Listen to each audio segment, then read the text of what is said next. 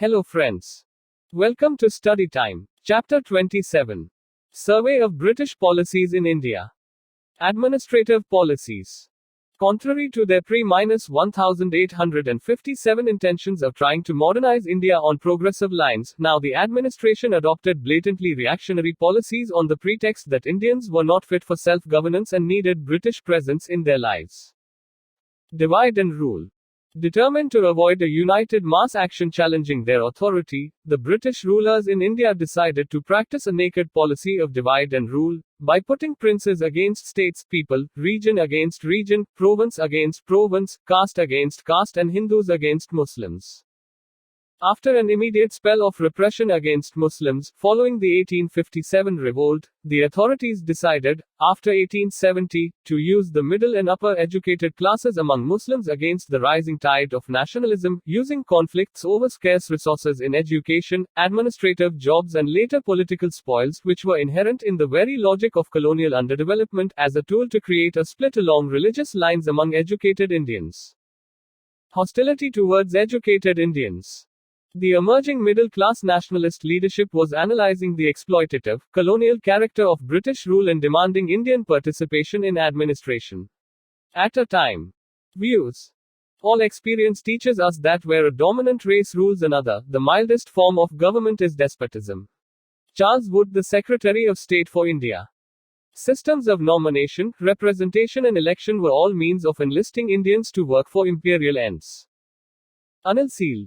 When the nationalist movement was born, Indian National Congress was founded in 1885, the British interpreted the moves as a challenge to their authority and adopted a hostile attitude to such leadership.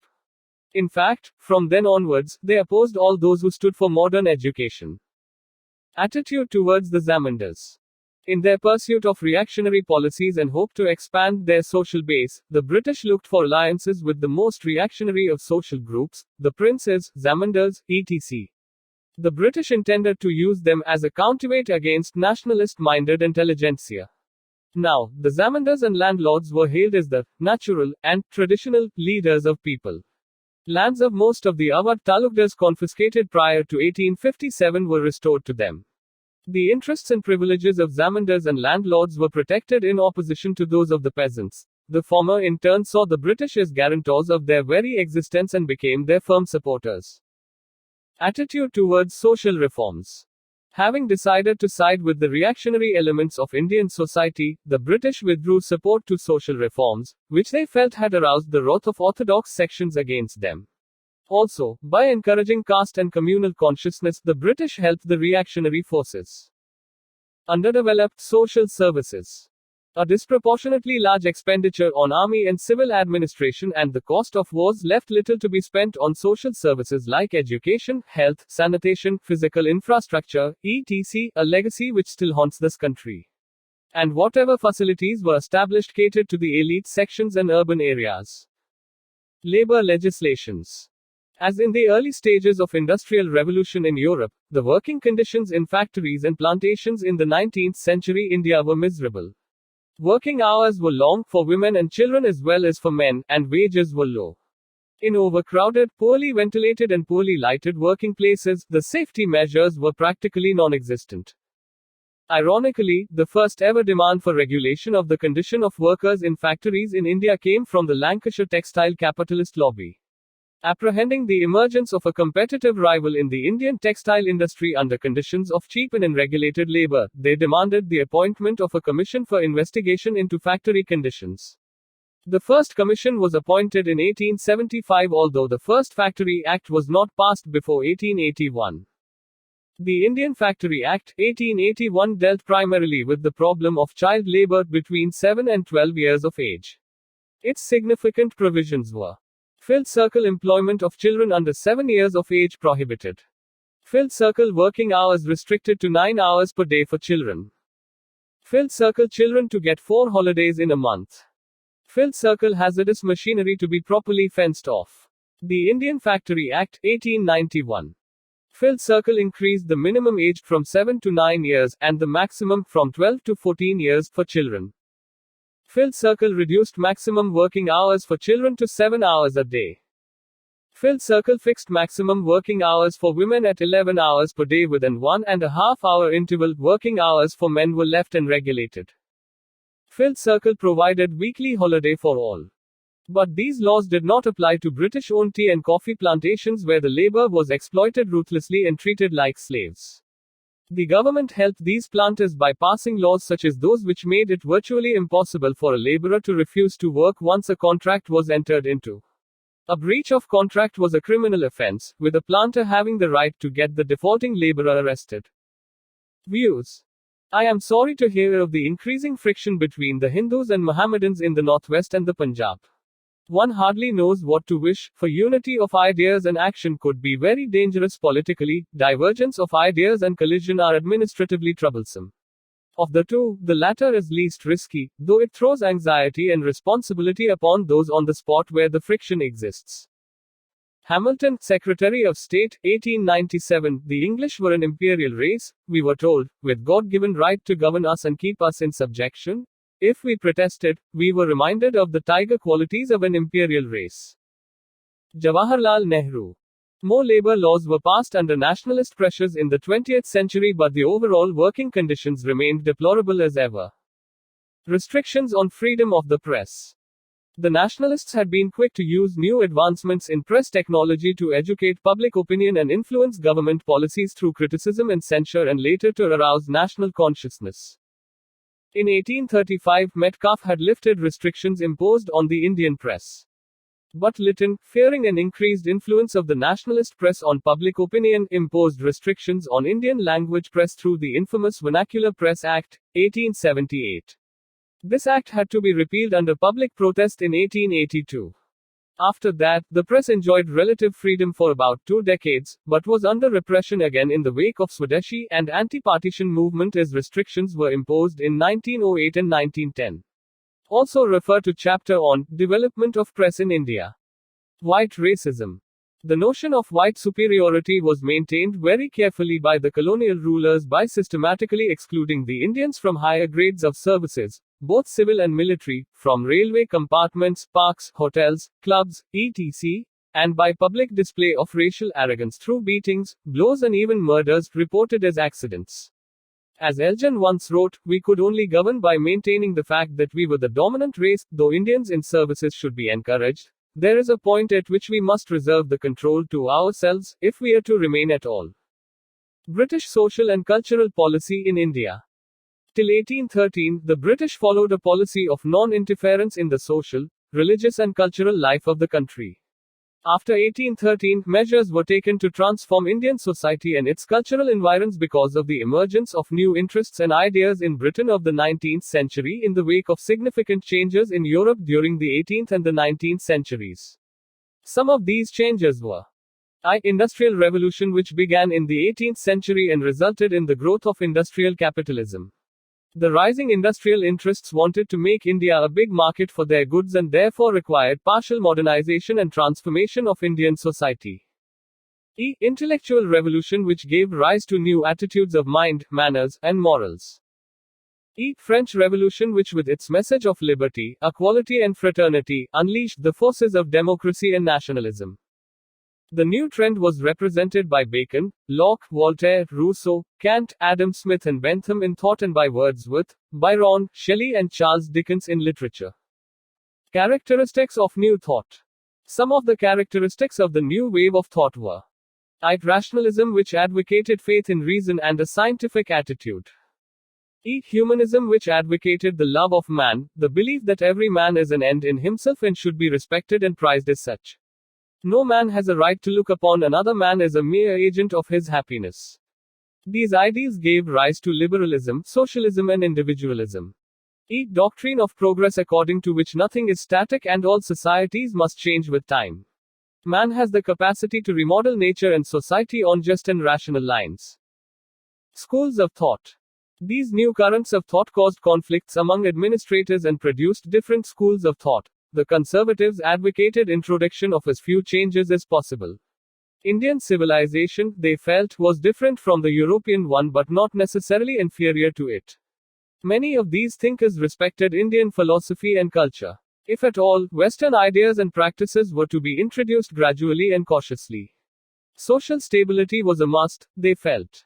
Early representatives of this school of thought were Warren Hastings and Edmund Burke, and later ones included Monroe, Metcalfe, and Elphinstone. The Conservatives remained influential throughout, and most of the British officials in India were generally of a conservative persuasion.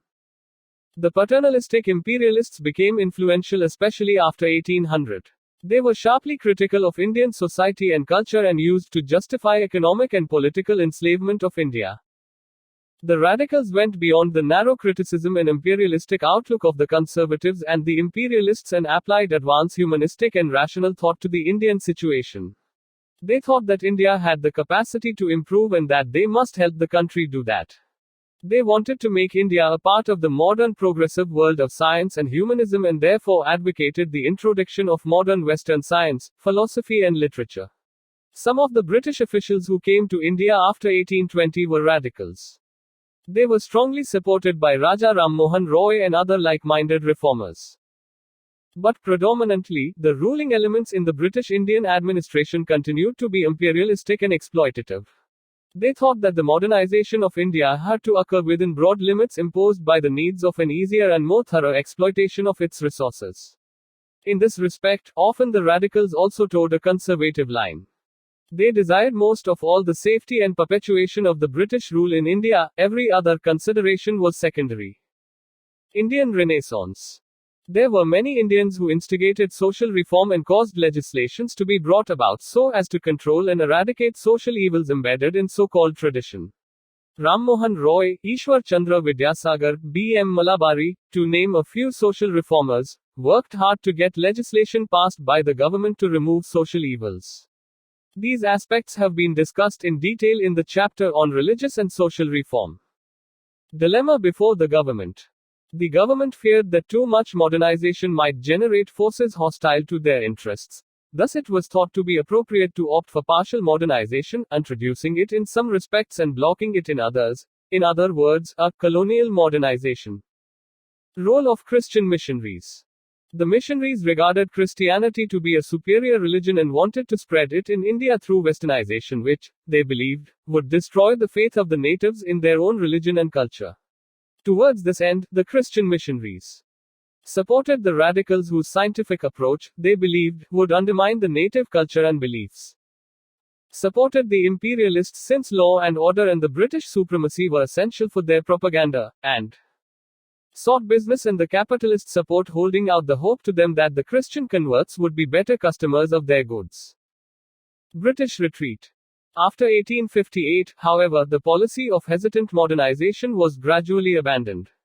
However, the Indians proved to be apt pupils and shifted rapidly towards modernization of their society and assertion of their culture, and demanded a rule in accordance with the modern principles of liberty, equality, and justice. Now, the British came to side with the socially orthodox and conservative elements of society. They also encouraged casteism and communalism. British policy towards princely states. Relations with princely states were to be guided by a two-point policy, using and perpetuating them as bulwark of the view. The British and the princes needed one another. India's need for either was highly doubtful. F. G. Hutchins. Empire and subordinating them completely to British authority, the policy of subordinate union. To cultivate these states as a buffer against future political unrest and to reward them for their loyalty during the revolt of 1857, the policy of annexation was abandoned. The new policy was to depose or punish but not annex. Also, territorial integrity of states was guaranteed, and it was announced that their right to adopt an heir would be respected. The subordination of princely states to British authority was completed when the fiction of Indian states standing in a status of equality with the crown as independent, sovereign states ended, with the Queen adopting the title of Kaiser-i-Hind, Queen Empress of India, in 1876, to emphasize British sovereignty over entire India. It was later made clear by Lord Curzon that the princes ruled their states merely as agents of the British Crown. With paramountcy, the British government exercised the right to interfere in the internal affairs of states through their residents or by appointing and dismissing ministers and officials. The British were helped further in their encroachment by modern developments in communication, railways, roads, telegraph, canals, post offices, etc. The motive for interference was also provided by the rise of nationalist, democratic sentiments in these states, the suppression of which, the British realized, was essential for their survival. As a positive side to these modern political movements, the British helped these states adopt modern administrative institutions. Also refer to chapter on Indian states under British rule. British foreign policy in India. The pursuance of a foreign policy, guided by interest of British imperialism, often led to India's conflicts with neighboring countries. These conflicts arose due to various reasons. Firstly, political and administrative consolidation of the country coupled with the introduction of modern means of communication impelled the government of India to reach out for natural, geographical frontiers for internal cohesion and defense, which sometimes resulted in border clashes. Secondly, the British government had as its major aims in Asia and Africa.